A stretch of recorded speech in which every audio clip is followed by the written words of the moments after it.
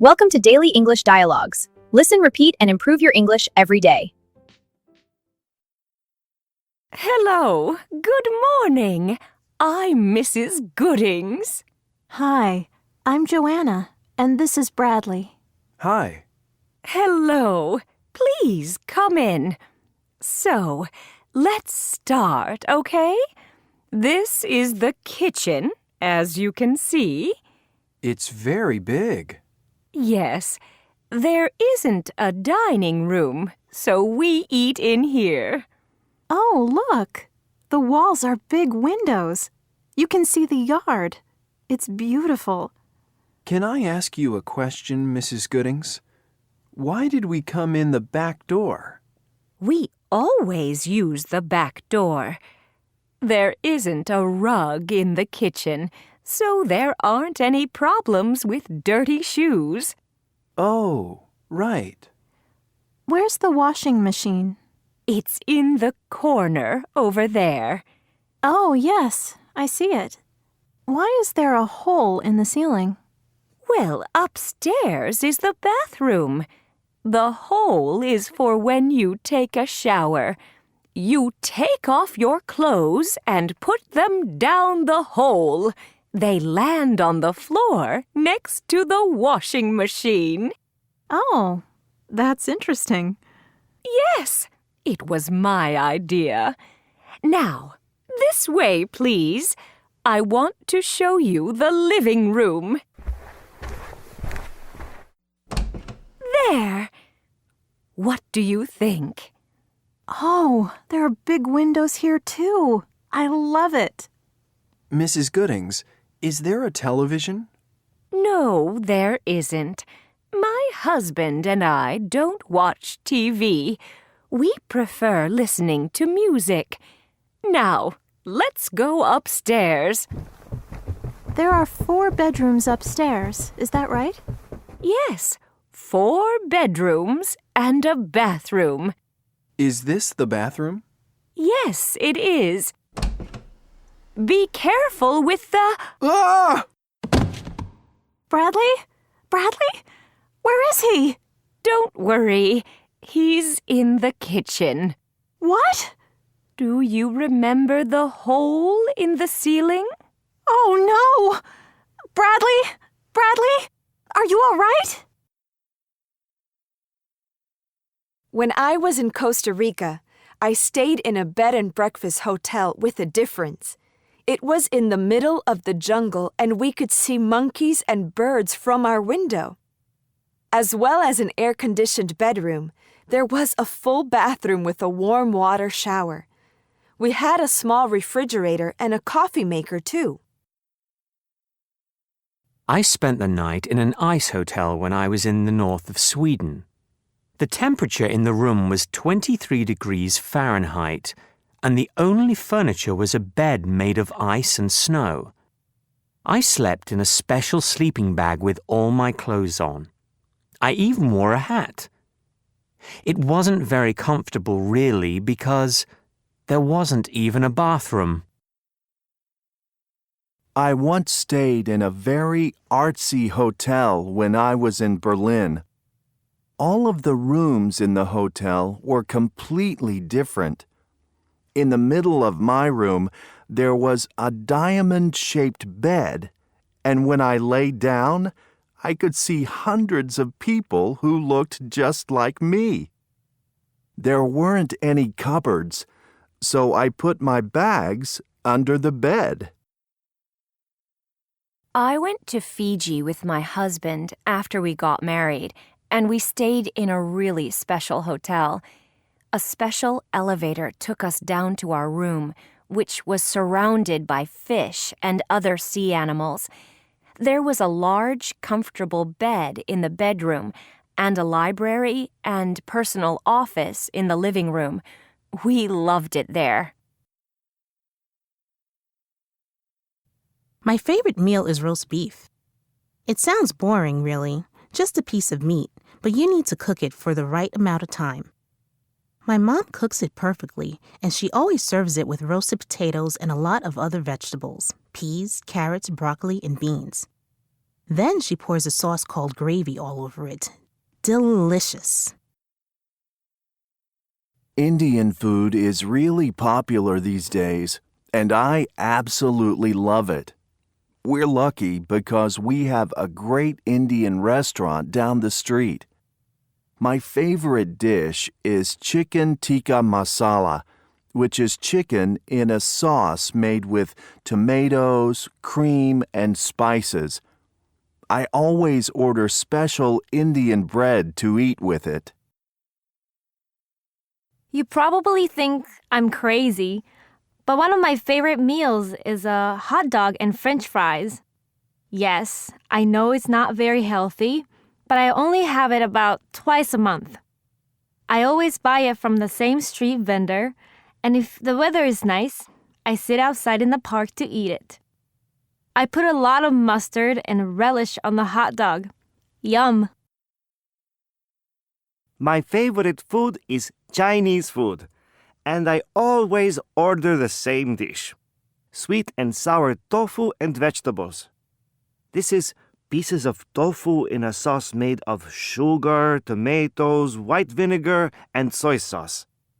The sauce also has pineapple, green peppers, and onion in it. I always eat it with rice. I have it at the restaurant, and sometimes I get it to go and eat it at home. Hello, and welcome to the program.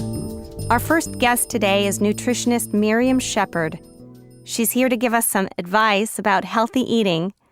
Miriam, what do we need to eat to be healthy? Well, basically, we all need a balanced diet. And what exactly is a balanced diet? It's when you eat the right amount of food from each of the 5 different food groups. Can you tell us more about those groups, Miriam? Yes, of course. Let's start with carbohydrates. These are things like bread, pasta, rice, and potatoes. We need to eat a lot of carbohydrates because they give us energy. Okay, what's next? The next group is fruit and vegetables. Things like apples and oranges, and peas and carrots. These contain important vitamins, so you need to eat something from this group at every meal. Okay. What's the third group? The third group is protein, which is in food like meat and eggs. We need it to grow and to repair the body. You need to eat a lot of foods from this group, but not necessarily with every meal. Interesting. What's the next group, Miriam? Milk and dairy. Dairy foods are things like cheese and yogurt.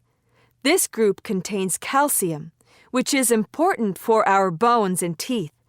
But you have to be a little careful because they sometimes contain a lot of fat. You need to eat something from this group every day, but not necessarily every meal. And which is the last group, Miriam? The last group is fats and sugars. These are found in snacks like cake, cookies, candy, and chips. Fats and sugars aren't very good for you, so only eat a little food from this group, maybe once or twice a week. Thank you, Miriam. That was very helpful. My pleasure. Rachel, did you know that there are 2 cities called Birmingham? Really? I know the one in the state of Alabama in the U.S., but where's the other one? It's in the UK. Okay. Are the cities very small? Not really. One big difference is the population. There are only 243,000 people living in Birmingham in the U.S., whereas there are over 1 million in Birmingham in the UK. So Birmingham in the UK is bigger then? Well, no. The area of Birmingham in the UK is 63 square miles, while Birmingham in the U.S. covers 93.8 square miles. Oh, that's big. Yes, but there aren't as many people. Birmingham in the UK isn't very green. And the American Birmingham is really green. Yes, and there's also a big difference in age. Birmingham in the UK was already a small village as early as the 7th century, while Birmingham in the US didn't exist until 1871. Okay. What about the weather? It's always raining over here, so the weather is probably better in Birmingham in the UK. You're right. There are 26 inches of rain in Birmingham in the UK. There is twice as much in Birmingham in the US, 53 inches. Interesting. Yes, but it's colder over there. The average temperature in Birmingham in the US is 73 degrees Fahrenheit, whereas in Birmingham in the UK, it's 55 degrees Fahrenheit. That's 10 degrees colder. So, why are you telling me all this anyway? I'm reading an article in the newspaper. It's about a mistake that they made in Birmingham. That's Birmingham in the UK, not ours. What happened? They made an advertisement for Birmingham in the UK, but they used the wrong photo. They put a photo of Birmingham in the US on the advertisement instead of Birmingham in the UK. No! How funny! Yes, I thought so too. Hello, and welcome to the travel section of the program. Our guest today is travel writer Max Miller, whose book Superlative Sights came out yesterday. Max, welcome to the program. Thank you, Gloria. So, what exactly is your book about? Well, it's basically about the biggest, the best, and the most beautiful places in the world. Can you give us some examples? Yes, of course. Let's start with Ayers Rock in Australia. Its other name is Uluru, and it's the world's largest rock. It's almost 12,000 feet long, 7,920 feet wide, and 1,141 feet high. Enormous. Yes, I see what you mean. What else? How about the world's highest waterfall? Angel Falls in Venezuela is 3,212 feet high. A lot of the water evaporates before it hits the ground. Wow! Are there only natural places in your book, or do you have any man-made structures? Yes, we include man-made structures too. For example, do you know what the tallest building is right now? No, tell us more. Well, it's Burj Khalifa in Dubai in the United Arab Emirates. It stands 2,717 feet high. Incredible. What about the oldest city in the world? I'm not sure. Somewhere in Egypt? Almost, but not quite. It's Aleppo in Syria. The city dates back to 600 BC, and it's the oldest continuously inhabited city in the world. Really? I didn't know that. There are also some interesting facts about transportation. For instance, do you know anything about the longest train trip? Well, I suppose it's in Russia. That's right. The Trans-Siberian Railway from Moscow to Vladivostok is 5,771 miles long and crosses 7 different time zones. That's one long train ride. That's right. And how about plane trips? What's the shortest runway in the world? Runway? You mean where the planes land at the airport? That's right. I have no idea.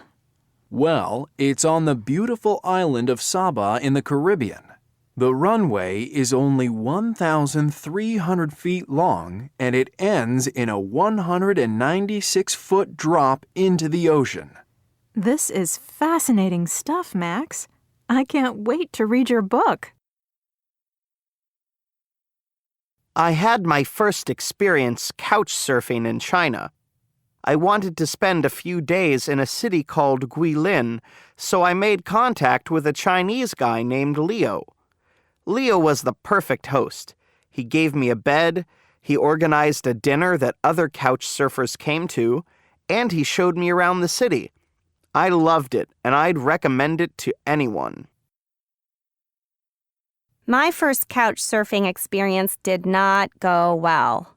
I was in Boston, in the state of Massachusetts in the U.S., and I found a college student who agreed to host me. First, he was late, and then he didn't stop talking about himself all night. In the end, I said I was tired and went to bed. The next morning, I left Boston and took the train to New York City, where my host was an older woman, and I had a much better time. I'm Canadian, and my first couch surfing experience was in New Orleans in the state of Louisiana in the U.S. I wanted to do some research for a novel I'm writing, so I needed to meet as many people as possible. My sister told me about the website, so I decided to try it out. In the end, I stayed with someone different every night, and I got a lot of ideas for my book. I was in Australia working when I found out about the couchsurfing website.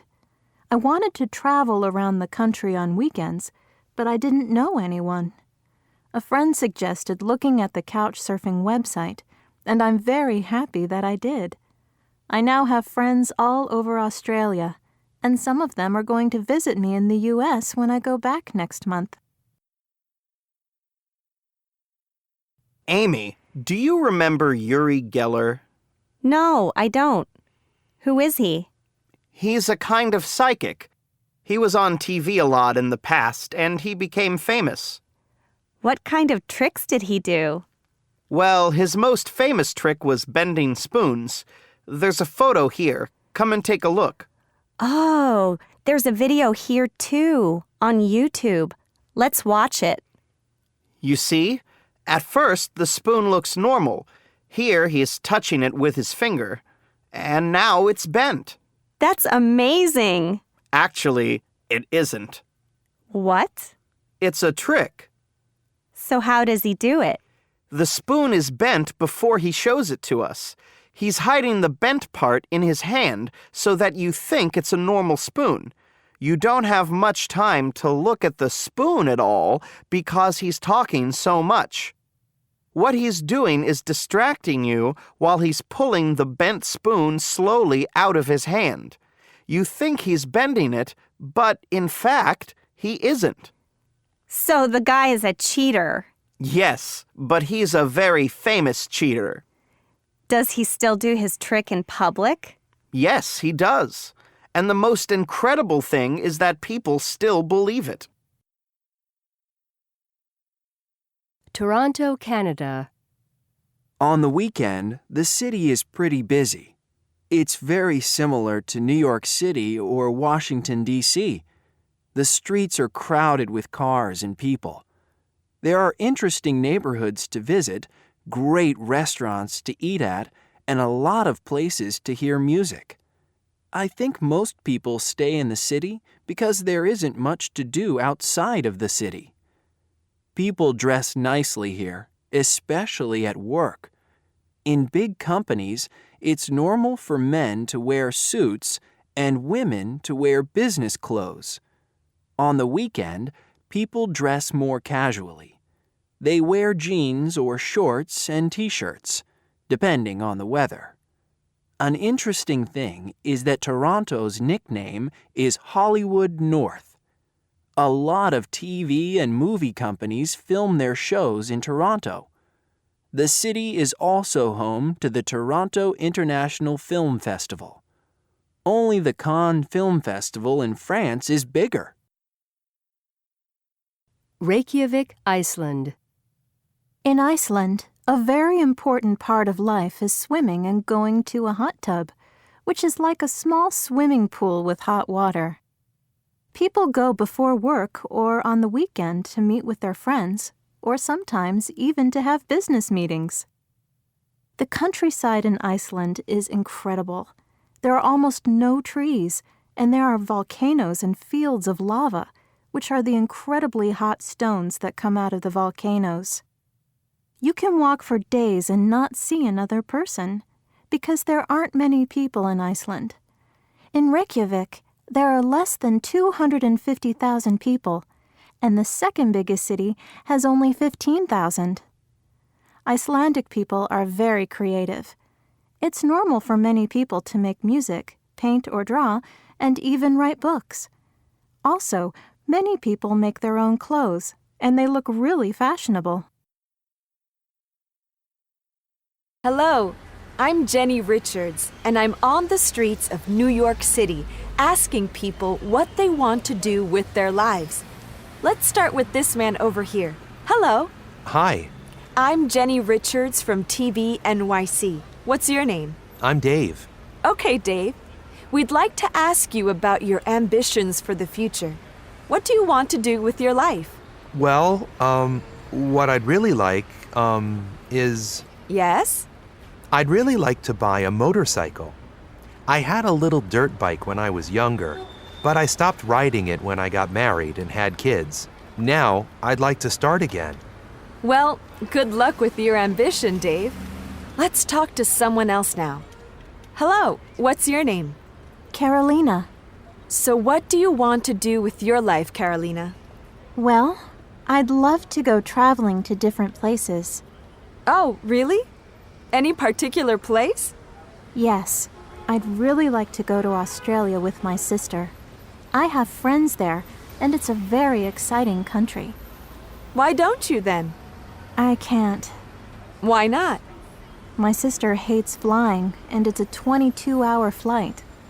Well, maybe one day you can go there on your own. Good luck with your ambition, Carolina. Now, what about you? What's your name? I'm Eddie. Do you have any ambitions, Eddie? I'd like to see Kings of Leon live. Why Kings of Leon? They're my favorite band. Why don't you get a ticket for their next concert? Yeah, I want to, but they aren't touring this year. They're making a new album. Well, maybe next year. Now let's talk to this woman over here.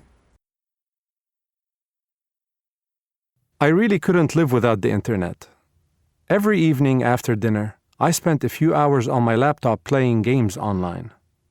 My job is very stressful, so it helps me relax. I forget about my problems and focus on something different. I think it's really good for me. The internet is really important for me because I live abroad. All of my family and friends live in the US, and I'm living in the UK.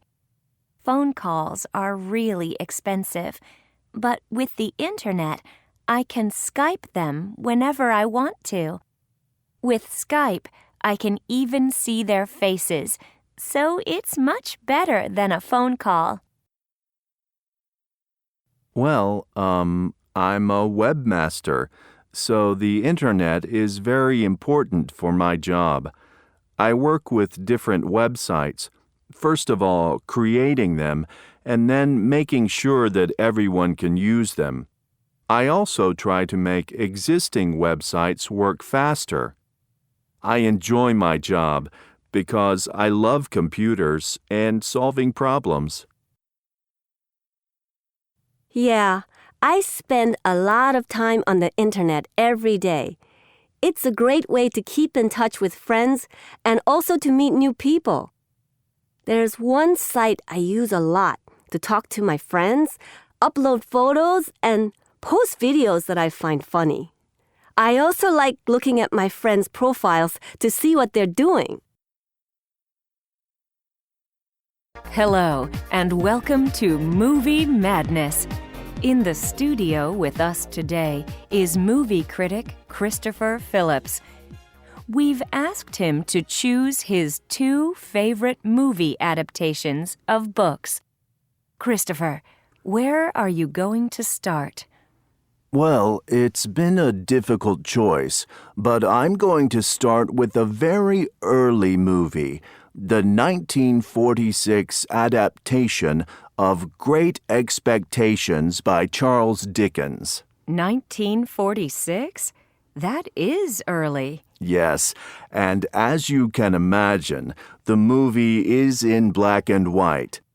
It tells the story of a poor young boy named Pip, who, with the help of a mysterious person, becomes a gentleman.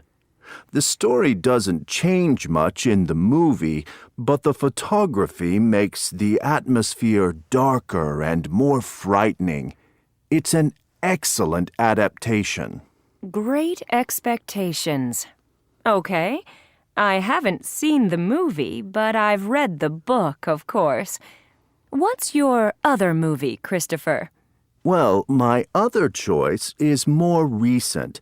It's The English Patient. Yes, I've seen that one a few times. But I don't know anything about the book. Tell us more. Well, the author is a Sri Lankan Canadian writer named Michael Ondaatje, and his novel won an important prize, the Booker Prize. The movie came out in 1996, and it's a wonderful adaptation of the book. It tells the story of a man in a military hospital who has been in a plane crash. We also learn something about the life and loves of his nurse. Again, there are a few changes to the story, but the best thing about the movie is the choice of actors who are perfect for their parts. The movie won a total of 9 Oscars, which shows just how good it is. Christopher Phillips, thank you for joining us. Thank you for having me.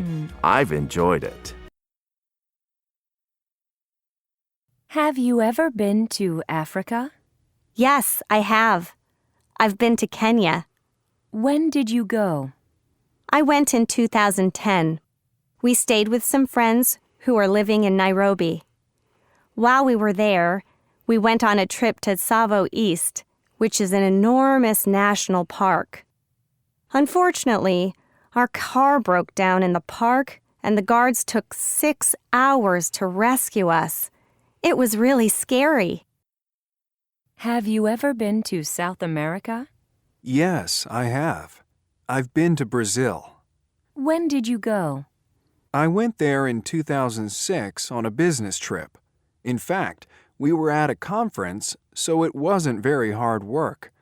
We stayed in a 5-star hotel, and the company paid for everything. Have you ever been to Australia? Well, I haven't been to Australia, but I've been to New Zealand. When did you go? I went with my wife when we got married in 2011. We stayed in a luxury apartment on the banks of Lake Wakatipu, and we had a great time doing a lot of different water sports. The best moment for me, though, was when we did a bungee jump from the Kawaro Bridge. It was really exciting. Have you ever been to Asia? Yes, I have. I've been to Thailand. When did you go? I went with my family in 2006. We stayed in a special hotel in the jungle, and we slept in a treehouse.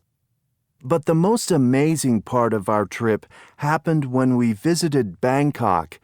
We were lucky enough to be there for Songkran, the Thai New Year, so we saw the water festival. You know, the one where everybody throws water at each other in the street?